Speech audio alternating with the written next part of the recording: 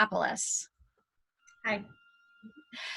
We're going to get started today so that our goal is for when you are done watching the recording, you really feel like you understand a little bit more about how you're going to finance college. And it's different for everybody. The answer is always, that depends.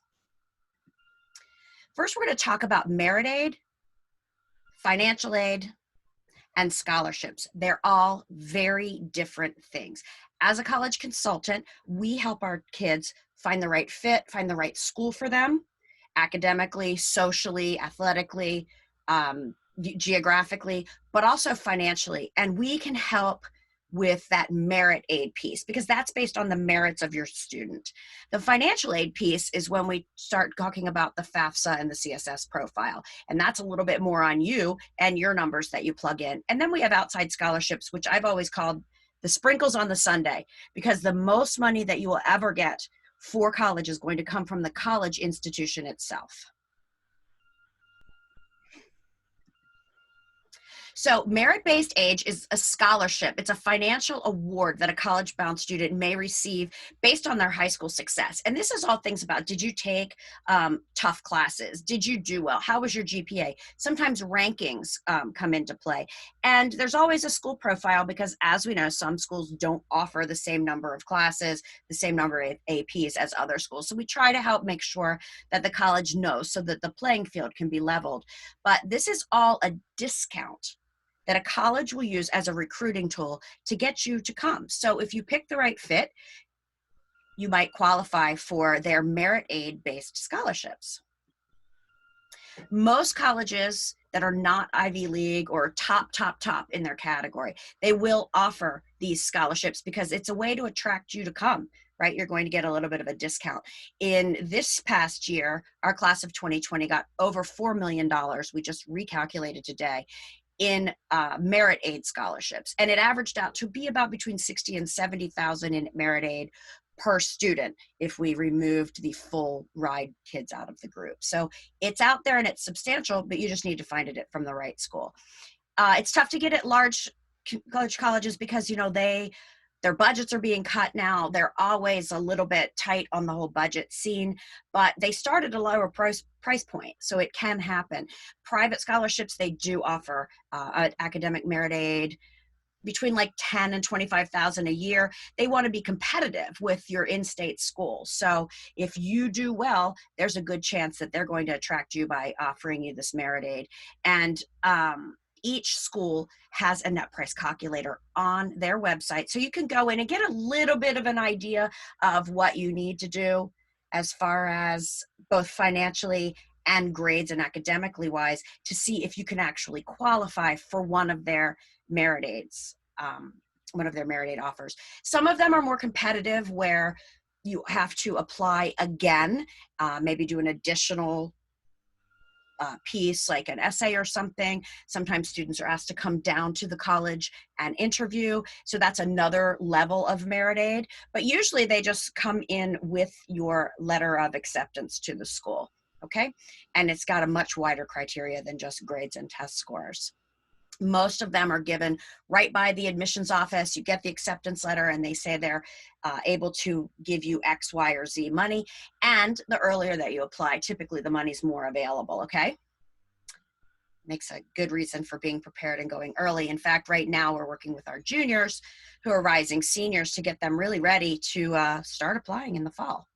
And sometimes a school will give you a pre-read if you're an athlete, something like that, and give you an estimate of what they think the merit aid will be. They're all looking at their yield. They're all trying to figure out how many heads they'll have in beds for the fall. So we don't know exactly what's going to be happening this year, but you have to go through the process. If you do get a pre-read, that's a nice thing because usually they're spot on with what they tell you they can do, but they're always going to wrap it in.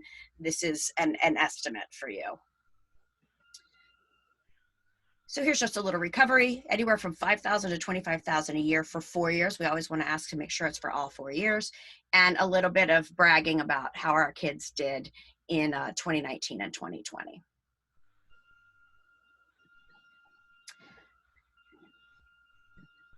Yay! So 3.8 million, we recalculated it today to over 4 million that our kids have, and 2 of our students did get full rides this year, which was very exciting. Those are not easy to come by. And they're not really the focus of this. So trying to get that full ride and big scholarships at schools is not the focus of this presentation. This is more for all of us parents who are just trying to figure out how we're going to pay for college and understand what all the words mean. If you want to talk to me about full rides and things like that, we could do that offline. Next, we'll go into financial aid. So this is something that your student can't really do anything about. This is all based on you, the cost of attendance, what your family will be expected to contribute, and your financial need. And at this point, I turn it over to the expert. So I'd like to introduce Alsina. She works with our families. She's a wonderful partner with Annapolis College Consulting. And welcome, Ann. Thank you for having me, Lee. I'm excited to share some information with everyone. If it starts off right at the bottom, there's a bunch of letters there, right? Cost of attendance, COA. That's going to vary by college, right? And some of that's also going to vary by student. So the cost of attendance is what it truly costs to go to that school. So that's not just tuition. There's also going to be fees. Some schools are going to require separate health insurance if you don't have it. It's going to include, you have to have a certain type of computer, your room and board. Some of them are also require meal plans, talks about your books. But then you also have to be able to pay for shampoo and haircuts and getting back and forth from school. Do you need a bus pass while you're there? All of those things go into that total cost of attendance. And as Lee said earlier, there is a net cost calculator. There's a calculator on most schools' websites, actually all schools' websites now, that tells you what that cost of attendance should be. They're going to look at how much you're making, and they're going to look at how much they're going to give you, how much you can afford to pay, and that's EFC, your expected family contribution, okay? When they calculate that, they don't take into account that you live in a higher cost of living area, okay? And they don't look at what's discretionary, meaning you may have all of these other bills. Maybe you have a child in private school that you're still paying for. Maybe you have charitable commitments you've made. Maybe you have a boat, you have a boat payment or a bigger car payment. They don't care about any of that. What they're looking at really is how much income and then certain expenses that they're going to give you credit for, right? It's not looking at how much extra income do you have. And when they're doing this, they're going to look not at this year's income. It used to be that you're applying for colleges, and in January of your student's senior year, you would start filling out the FAFSA, the free application for federal student aid. And so you would fill it out in January. You haven't done your taxes yet, so it's not possible for you to totally fill it out. And then you've got to make a decision based on financial aid. So they've changed it. It now opens October 1st, and it's based on 2019 income. So right at this point, it's too late to move money around. It's too late to change your income, to defer comp, any of that kind of stuff. It's already based on what your income is from last year. There's some things with savings that we can change and where things are held at. But essentially income is going to be for the previous year. Okay, there is a forecaster out there that will let you kind of guesstimate what you can do as well. Some things with the FAFSA, they're not looking at home equity. You can have a $5 million house that is fully paid for, doesn't count. Family farm, for the most part, isn't going to count. Retirement assets, not really going to account because they're going to assume that you eventually need to retire, right? And they also expect a certain amount of your savings are going to be needed for you. And that's going to change based on your age, right? So if you had children very, very young, they're going to assume you have lots of years to catch up for retirement. If you had children later in life, they're going to say, wow, you're going to send your kid off to college and then you're going to retire. So we need to make sure you have some money for that. There is, however, if students are saving in their name, right, that's an issue, right? Students can earn up to about $2,400 a year before it becomes an issue for financial aid. After that, they're going to assume about half of what a student earns is available to pay for college. Also, if I have a negative year, maybe I've lost my job, there are problems, they're going to allow student income to offset that.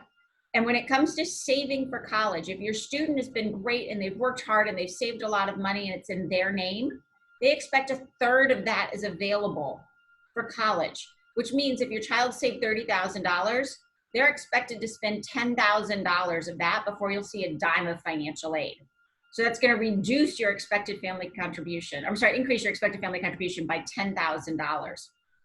So just be careful of where you're saving money for college. It might make sense to transfer some of those student assets into your name, particularly if they're planning on using them for college. Okay? Now, some institutions also require the CSS. This is a different profile, and it's really used normally in private schools, right? The large state schools aren't going to do this. This one is going to include home equity. This one is going to include farm equity. They can look at your retirement assets and other things, okay? So they're going to take all of those things into account before they start giving you aid.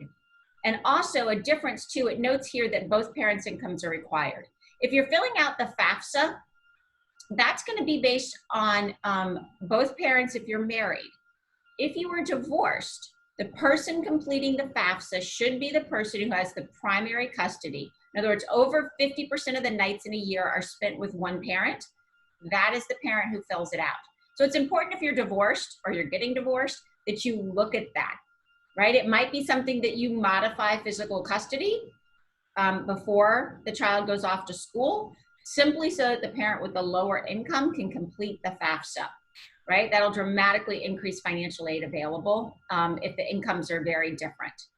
And Anne, I want to add here that whenever you're doing anything for college, it's coming from the point of view of the student. So when Anne is sharing that, it's which parents' assets we're going to use, the FAFSA is still filled out from the point of view of the student, and then the parents' assets that student will put in are the parent to which Anne is referring. If you don't do it that way, it may look like your student is making your income, because the FAFSA and pretty much everything from here on out, the student is the driver of the car. I know a lot of us want to be really involved in it, and that's a great thing to do for your kids, and you're a great support system. But as far as communication from any level, it comes from the point of view of the student. Right. So the FAFSA, again, if you're divorced, going to be the parent with primary physical custody. Either way, you can automatically download your information from the IRS directly, and it's all federal. So they can take that information and download it directly into the FAFSA, so you don't have to manually key it in. With the CSS, that is going to be both parents, even if you're divorced. So just something to think about when you're filling out forms.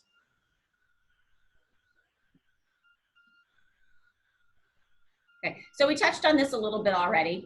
They're going to look at what that cost of attendance is, and they're going to figure out what your EFC, your expected family contribution is, and that's going to give you what your financial need is. Now, just like if you have kids in private high schools, you've already seen this, different schools are going to offer different percentages. There are some places with really rich endowments that are going to say, we fill 100% of need, meaning that financial need number is 20,000, we're going to give you 20,000. Some others say we fill half of that need, or we fill a third of that need. Okay, and I know Lee and her team are phenomenal at knowing which schools are going to give you which and how much they're going to fill of that need. So there's also grants available. Now, a grant is something that doesn't need to be repaid. It's kind of like a scholarship. It's different than a loan, right? The Pell Grant is available, and that's not limited in number by school, right? If you make under a certain amount of income, they're going to look at your financial need, and if you're under a certain level, here's your $6,300. That's indexed every year based on inflation. And that's not going to be limited by school. There is also, for people who are very needy, the Federal Supplemental Opportunity Grant. Now, this is a pool of money that goes to the school, and when that money's gone, it's gone. So that's a really good reason to apply and complete that FAFSA as soon in October as you can, because that's money that will run out. Okay. A lot of schools will include in their financial aid package loans, right? And you're thinking, well, that's not aid, right? Like I still have to, now I'm borrowing money, that's helping me. Right. But there is some difference, right? There are direct subsidized loans, and those are important because they're given to the student, right? And what they allow is that while the student is in school plus another 6 months, or if they're on deferment, meaning they have gone back to graduate school, or they've applied for department based on a job loss or a medical condition. During those times, there's no interest, right? Department of Education is essentially eating that interest. So your loan is not growing. Whereas with an unsubsidized loan, if you're getting a private loan, right, it's not part of your aid package, right? So it's something that I'm going out to get to help me pay for college because I have all those other expenses that they didn't take into account. Those unsubsidized loans begin accruing interest immediately. Now, you don't necessarily have to pay it while your child is in school, but what that means is it's going to be added on to the principal of your loan. So every month, the principal of the loan is increasing if you're not able to start making immediately those interest payments. There are also, so direct unsubsidized are going to be the student loans, the parent plus loans. Parent loan for undergraduate students are also subsidized loans that are provided for parents to help pay for college. There are also work-study programs, and you're thinking, wow, so I'm working for the money. But it's a good job because they're going to be jobs that are typically on campus or maybe with an affiliated nonprofit. So they understand student schedules. They're going to be flexible in there. A lot of them are going to be things like manning a desk somewhere that allows you to study or work, study while you're working, right? So yes, I'm at work, but I'm manning a desk. And so I can read while I'm doing that. It's important to note with work-study programs, by law, they cannot tell you that money has to go to the school. So the money can go to the student directly and they can use that for living expenses, for food, for transportation, or if you choose, that money can go directly to the school to offset your tuition bill. But it is the student's choice. It is not the school's choice when it comes to work study. There's also options. I work with a lot of parents who are military and have access to the GI Bill, which can now be transferred to your children. And the GI Bill is going to cover in-state tuition, the cost of in-state tuition, plus a living stipend and a book stipend. Now, if your child goes to a private school, they'll still receive that same amount of money they would have gotten in a public school. And some private institutions have gone further and implemented what we call the yellow ribbon program. And they've said, you know what, the GI Bill pays here, we cost here, we're going to absorb that difference for you, right? So the GI Bill then becomes a full ride scholarship. Another opportunity that's out there, if your child's interested in serving our country, they don't have to go to a service academy. You can go to a regular school, get an ROTC scholarship, Reserve Officer Training Corps, get a scholarship, and that will obligate you to military service after graduation, but they're going to pay for your tuition. They're going to give you a living stipend. All right, so that will help get you through school. And then you know what? They've got a guaranteed job with great health insurance. So they're moving out of your basement when they graduate. I'll say today the West Point graduates graduated, and I watched that on television. It's just so impressive. We're close to the Naval Academy, so that's close to our hearts. 33 people from the class of 1986 from the U.S. Naval Academy are serving in appointed positions or elected positions right now in our government. So if it's right for you, it's an incredible opportunity. It can be a little bit interesting to navigate. You can look on our YouTube channel and see some information on that. And we're always happy to help you if you do choose to serve our country and go that direction. Right. And I'll also add in too, that it might be that you go to college for 4 years on your own.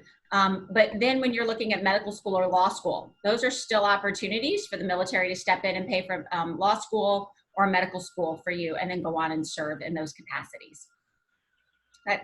So we also have 529 plans, and 529 is just the section of the tax code that governs these plans. It's not some mysterious number that was created. If you pull off your handy dandy copy of the Internal Revenue Code, because everybody keeps a copy of that on their nightstand, turn to, okay, I do, I'm a geek, but you turn to section 529, and that's where it talks about these. So these are funded or planned by the states. There's also a couple that are done by private colleges. And they have two options. Either they let you prepay college, meaning I start when my child is born, I lock in the cost of in-state tuition, and I pay it off over the next 18 years. If your family, let's say they are diehard Terps, you live and breathe Maryland football, there is no way your child will ever go anywhere other than Maryland, that's a great plan. Other than that, I really don't recommend the prepaid tuition plans for a lot of reasons.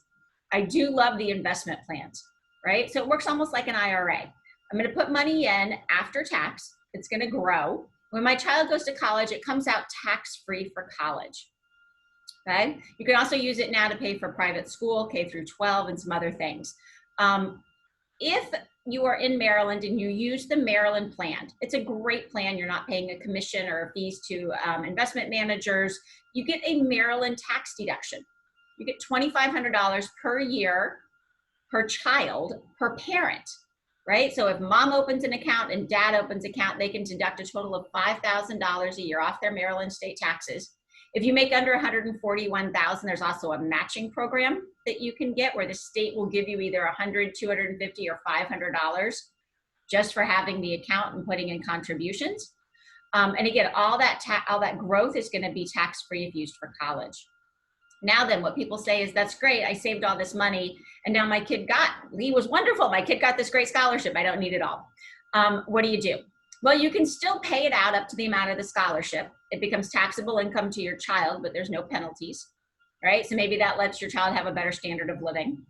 You can also move it to another student in your family, or you can just let it sit there, right? I actually have a client that we're going to use that to fund her grandchildren's college. Hopefully that's not for another 30 years or so, but that money's just going to keep growing and growing and be used for later in life. You can also take the money out and you'll have to pay taxes on the gains plus a 10% penalty. 529s are like the oak tree analogy. The best time to plant an oak tree is 100 years ago. Second best time is today. So if you have a younger student, the 529 plans are great. If they're getting ready to go off to college, probably not the best time to do it because you're not going to get that tax deferred growth. There are other tax savings though that you can get. Again, this is going to be income dependent, but the American Opportunity Tax Credit, it used to be called the HOPE credit, and the Lifetime Learning Credit. And a credit is different than a deduction. A credit, we figure out how much I owe, and then I take that dollar amount of the credit completely off of my tax bill, okay? And that would mean a bigger refund or less money that you owe. A tax deduction, which if you get under certain income limits, or if you can itemize, you're gonna be able to deduct tuition costs from your tax bill. So what happens there is that if, let's say I make 150,000, I have 5,000 in tuition that I'm going to deduct, I pay taxes on 145,000. So obviously a credit's going to be better, but we'll take whatever we can do to minimize our taxes. Plus again, you do get the 529 deduction if you're contributing to the Maryland state plan, if you're a Maryland resident. It's important to work with a CPA because you can't take multiple credits at the same time for the same dollar amounts, and a tax professional can really help guide you through all of that. Wow, that's a lot of information. Wow, as you can see, this is why we have Ann to turn to for our clients when they need a little bit of clarity. And, you know, it's out of the realm of college, which is my realm. We into the realm of money and savings, which is Ann's realm. And we just want to thank you so much for everything that you do for us and really appreciate you. I went ahead and added your information down at the bottom. You can contact Ann if you need anything. Thank you. Thank you. Thank you for helping us with this. She's also very calm. You know, it's always want the person in charge of your money to be calm. So I want to thank everybody for listening. Here's our information. We are Annapolis College Consulting. We are right now accepting sophomores, juniors, and seniors. The longer the runway, the more change we can affect, but we will help anybody at any time. We want you to find the right fit, and the right fit is not always where your friends went or most of the people from your school went. It's the right fit for you, and it needs to fit, again, academically, geographically, socially, athletically, and financially, as we talked about today. So check out our new website, and we'd love to add you to our newsletter. And thank you again for being here. Thanks, Ann. Everybody have a great day.